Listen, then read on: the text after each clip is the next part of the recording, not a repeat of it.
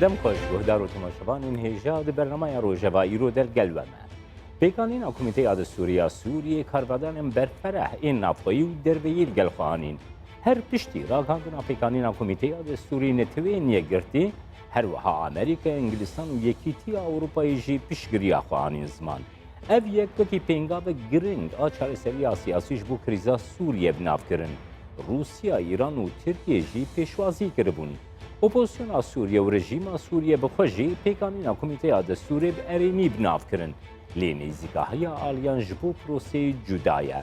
کورد وەکی پێک هاتەیە دووەم ئا سووریە بەشداریە کۆمیتەیا دەستووری دەکیم دنرخینن ڕایا گشتی لێ هەروەها ئەنجومەنا نیشتیمانییا کورد و سووریە ئەنە کەسەژی و بخوا بەشداری کۆمیتەیا دەستوریە ڕێژەیی کیم دبینە. گرنگی یا پێکانینا کۆمیتەیا دەستوری چییە؟ دەرفەتە و کورد و مافین وان دەستورا نویا سووری دەجێه بگرن ئەv یەک ببە پرۆسەیەک چارەسەریا کێشەیە کورد سووریە تینە پێش. دەستورێک نویا سووریە دەکاری ببێ بنێمایەک دەموکراسی وی وڵاتی. نێزیکە هەیە ئۆپۆزیسیۆنی ڕێژیمی و هەروەها جباتە ناونەتەوەیی ئەم دەی لەگەل میوانی بەرنمەیە ڕۆژەوێ ئیرۆجی گرێ سەرۆکەی تلافە نیشتیمانیا ئۆپۆزیسیۆنا سووریە ئەندامی پۆلیتبرویا پارتیا دموکراتا کوردستانی سووریە و ئەندامی کۆمیتەیا دەستوریە سووریە عەبدولحەکیم بشار بگرن دەست و بەنرخینن. کەک عەبدولحەکیم تو بخێر هاتی دەست پێکێدا ئەز ژوێ دەست پێ بکەم. کۆمیتەیا دەستوری گشتی پێشوازیەک ئەرێنی لەگەڵ خودیت هون شاوا دەنرخین وەکە ئۆپۆزیسیۆنا سووریە وەکی ئەنە کەسە. بەێ ینی ئەv پرژرێکا دەستوریش 2017 گفتوگۆ دەبێ جنێفان چارادە هەنگی دیمستۆرا چار ناوێکردن سیلال پێشکەش کرد یەک ژێ ئا حکم ئا دووە دەستور سسیان انتخابات ئا چار ئەرها لێ gelek ji bo xebat kir ser neket evê ne berpisyarê ne êz nav eseşa dewletî Peterson karî bû beşta gonîzîkeyê çêvtalî ev komîte pêk hat. Pêk hat sêh pêncî ji rejîmê reyê, pêncî ji nizamê, pêncî ji opozisyonelî. Ev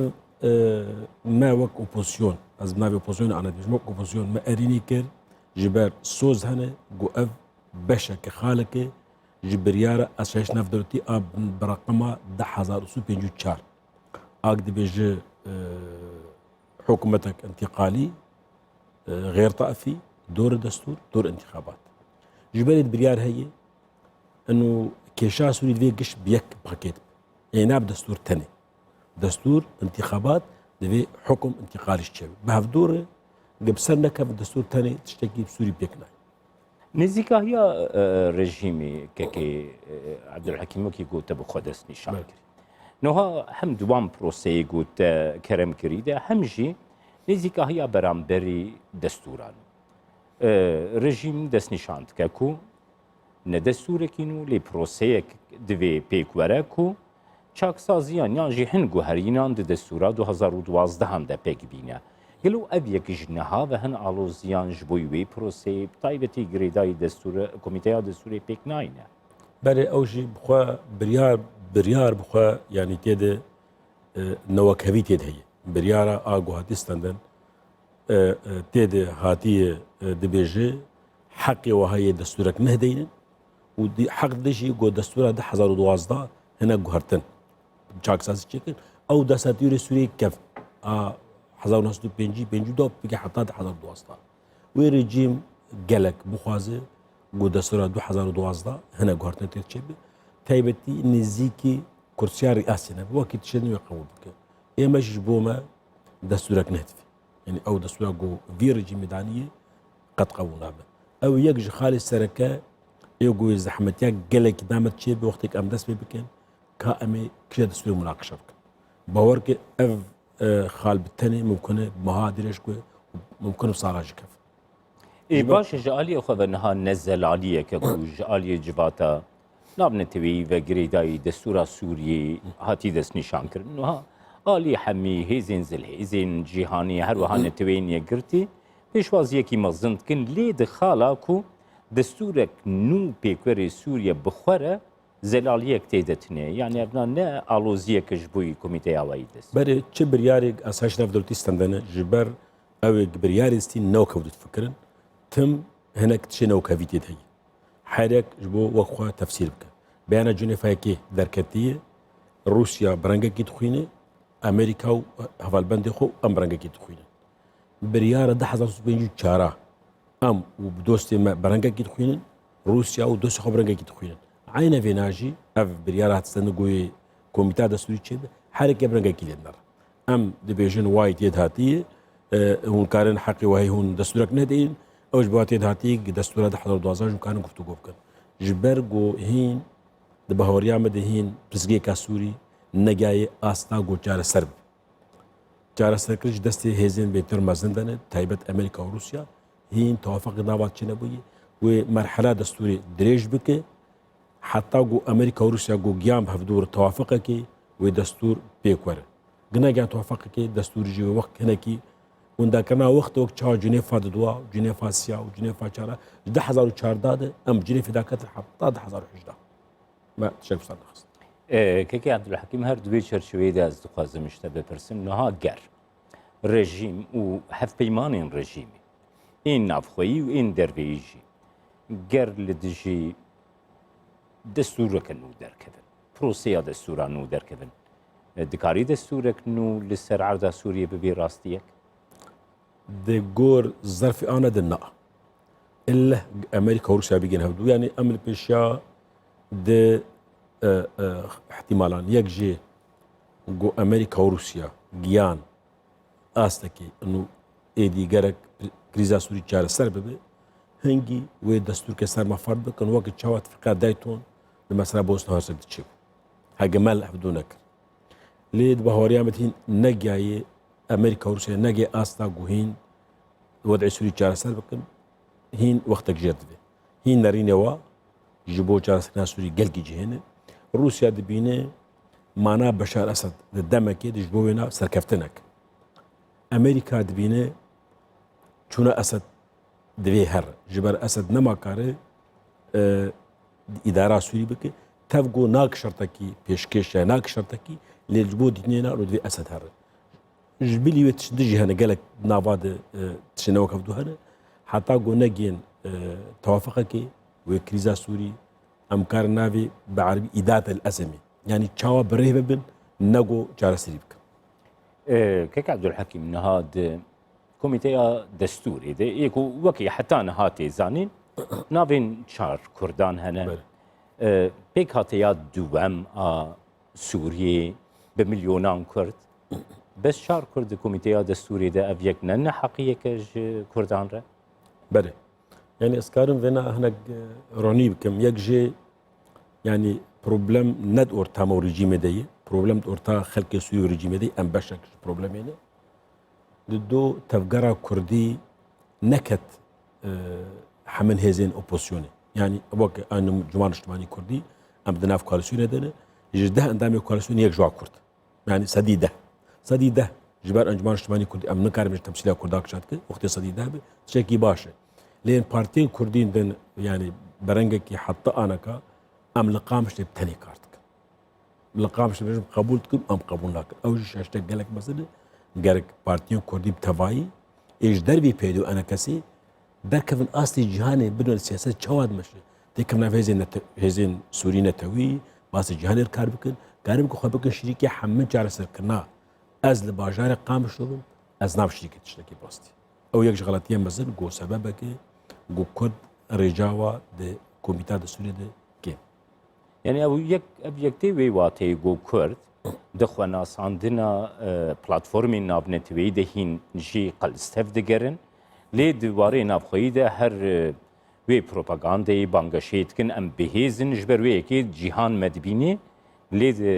بيبندين خوي سياسي ده بلاتفورمي نابنتوي ده قلسو لاواستف دگرن تمام ايواي جبلي بيدي از بحثا بارتين كرديش كمان جدر بيدي جي بارتين كردي هانا ام بيجن تم نبيجن وقت بيشورو بارتين دهانه واجي جيخوا ند هزي نابنا تويدي تشيكرن ند هزي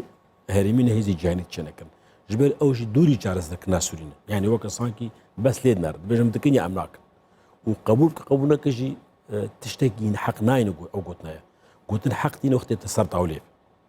تناف سياسة دولية بقوتنا حقتي وقت المال أخوة بقوتنا بعقلين يك جوا غلطية مزق قلت أفكار كردي ماي المال أخوة اللي قام شديد بج أمريكية أملاك بيقولنا اللي أخوة كان مجين كسي كيف أقول حكي منها هنقو مان هنا درايا قشتيا كرد بقشتيجي فكرك رامانك هي كو أوبوسيونا سوريا بخوجي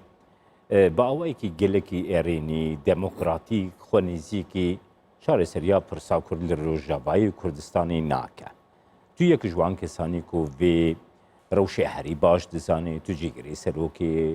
ائتلافان اجتماعی اپوزیسیون سوریه گلو براستی اپوزیسیون سوریه ده ناساندنا مافی گلی کرد دموکراتیک تبن اگر خب آوایکی ایرانی نیزیکی پرسا کرد ناکه نرخاندنیش ده ور بگرم پر هزه پوزیشن برنگه کی پوزیتیو لپرزگی کا کردی نره لی نرینه و نوک انسان کی کرد یعنی وک انسان کی چارچوبه سوری ده پرزگی کردی کرایچا اب جوینا نگر پرزگی کا کردی د چارچوبه سوری ده آماده به لی دتشتی گل کی هدو جهانه جبو ما وک انجمار اجتماعی کردی ام بيجن جارك سوريا ولاد كي فدرال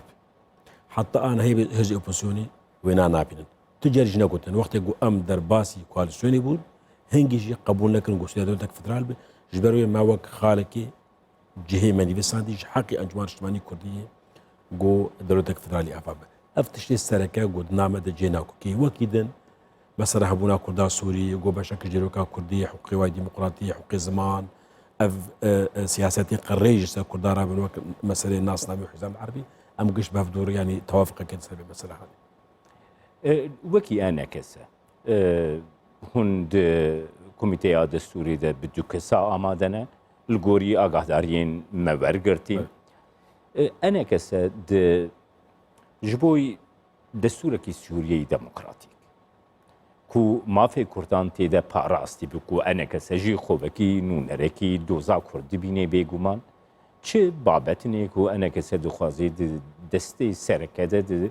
دستور سوریه ده جه بگرن یک جه دوی تعریف عملت السوري بيجي ملت السوري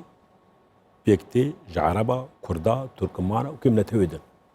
دو دولتها السوري تعريفها دولتها السوري الناس ما دولتها السوري دولتك قالك نتون ناو دولتك عربي افتشي كسر كان سياسة خالق دستوري ورا انه ما في ديمقراطية ملتي قدرة وما في نتوي وروشنبيري وكولتور وزمان شا دفي وافياجي يعني اوبوزيون تيدا متفقا انه اوي نفوذ واحد تستندن فاجر نبين دان فرقك مثلا هي النفوس يبدا ناس نبي فرق كي ليفاجر يعني اف مواطنين رسمون خد يعرضون خد يولاتون جوات سدن مثلا او جهرتني ديموغرافي جو تشيبونه في جار سربن او سياستي قريج بحق كردات في جار سربن وانا قشاده ام اوبوزيون متفق ولا مسكر وكي انا كسجي انها هون دوكس سيده بشارين ج اليو بوزيشنا سوريا لي الجور آگاهدارین ما د ویجواتا سیویل دموکراتیک د جید دو کرد گوتی د بشداری کرن هنه انسیاتیوک هیا کو او کسین کرد نزیکا هیا که پیدا بکن جفینان لدار بخنی جبو کو بکار بند پروسیا نویساندنا د سورا سوریه د خودی حلبستکی نزیک بن بهبودور بري اكيد انا يعني بري انا جينا كمل رياضيه نايمي بري وازدم اسطنبولي از كوال سوري دي بنبدا من نارينا كي هفش كن ده حمام مساله التوي مساله كردي وجينا رياضه يجي افوك اوبوزيسيون ام جينا كي هفش كن جبو دستوري تفرسكي كردي او اي كرد جي ام محاوله بكن او جي بشك نارينا ما بن وكسن دند جباتا سيفيل جان ناس ام بواقلك ناس كنت كلمه بار باشن نارينا واجبو برسكي كردي قالك نارينا بوزيتيف ام بارش تكلي يابكن يعني ام وك حردو اي كرد هن يعني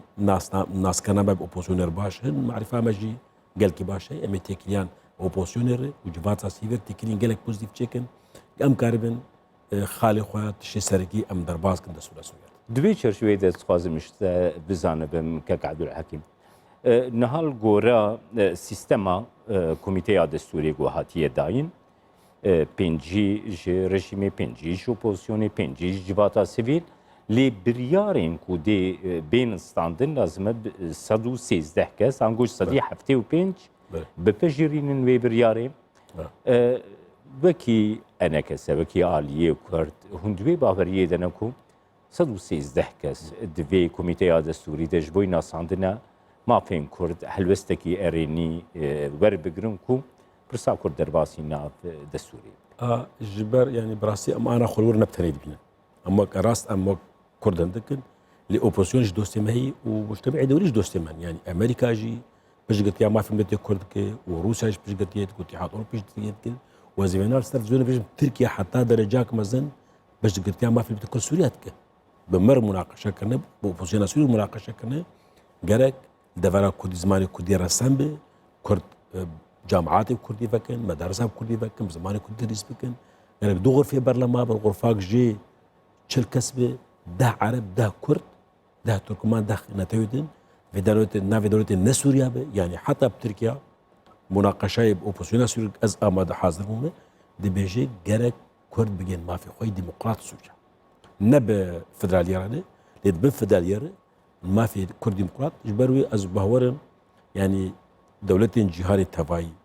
êl kêlek rejîmî û êl kêlek opozisyonê her û teref mutefeqin li ser hin xalî sereke. Yek ji wa mafê milletê Kurd di do parastina fila siyeh parastina Elewiya. Ev wî teqrîben tiştekî am di nav herdûn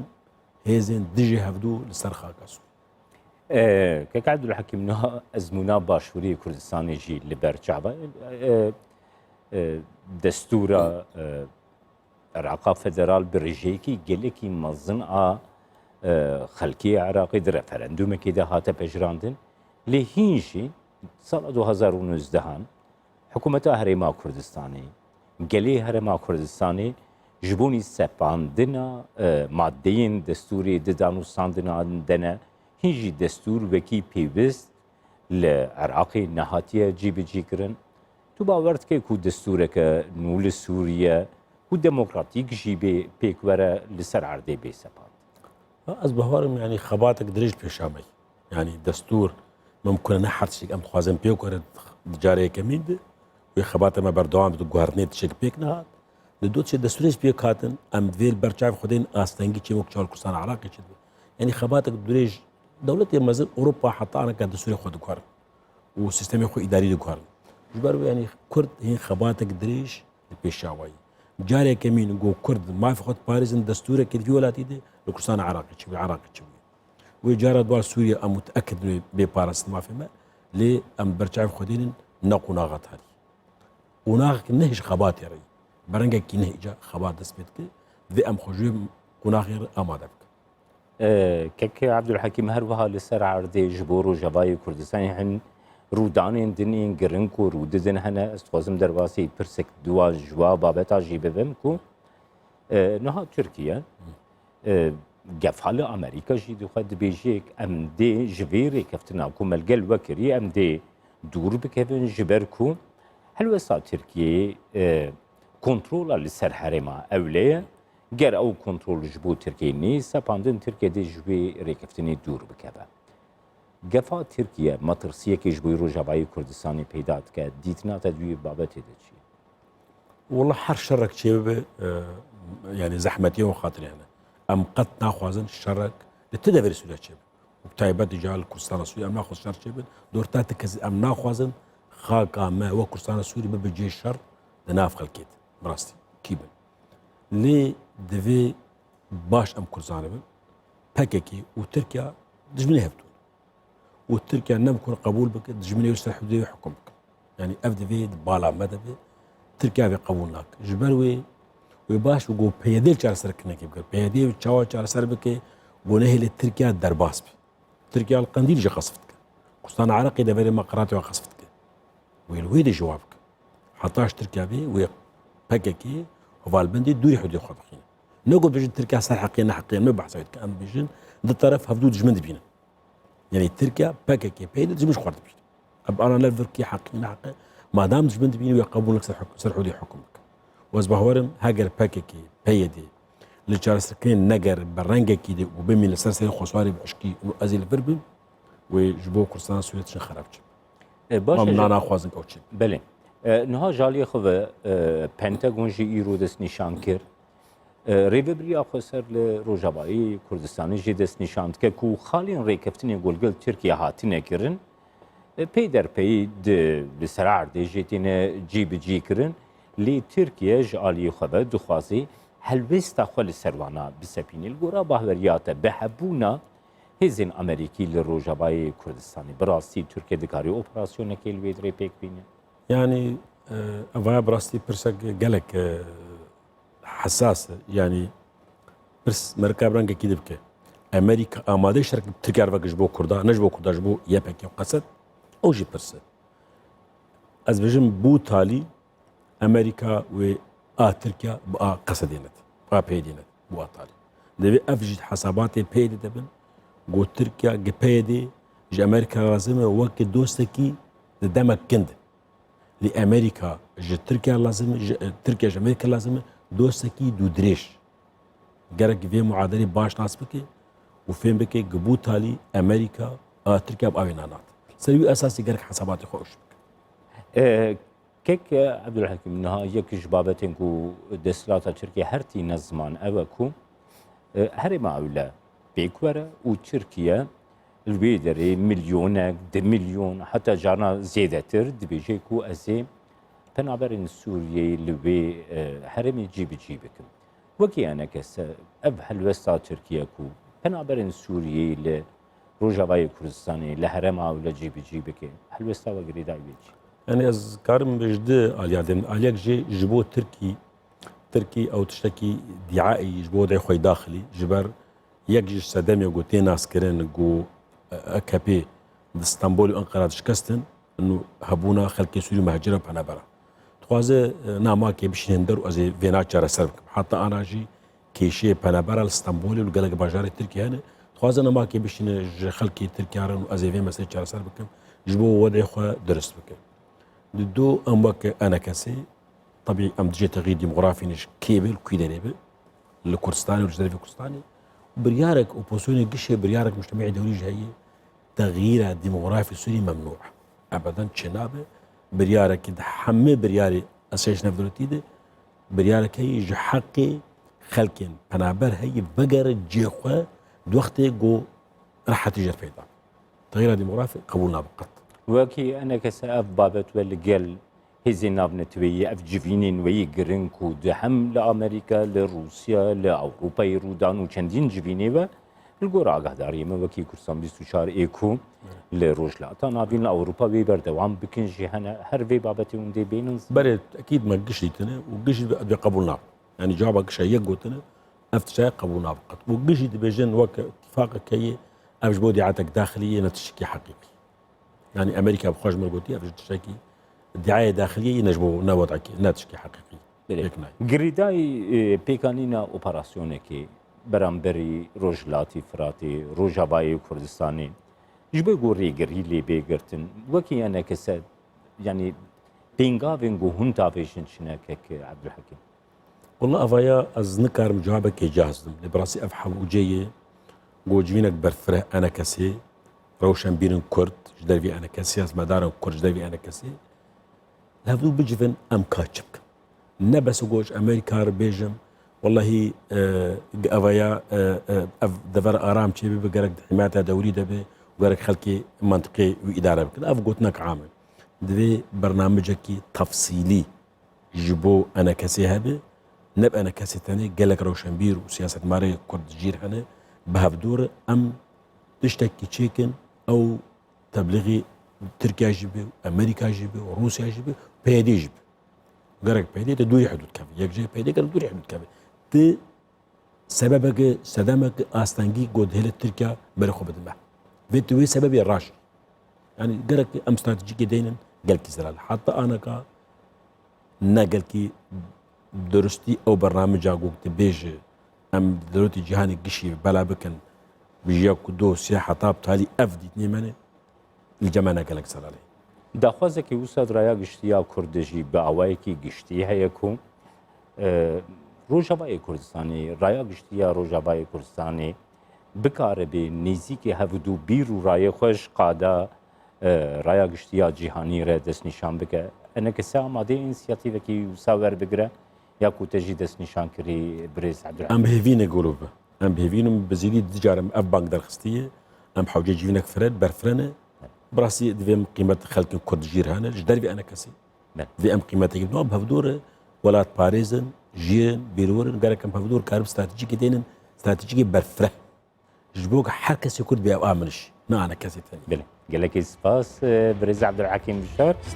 جیگری سروکی ائتلاف المجتمعیه و پرسونا سوری کوتر میبانه روجری تماشاوان النجاب یا وایم هاتن برنامه روجریایی رو حدا برنامه یک دنا روجر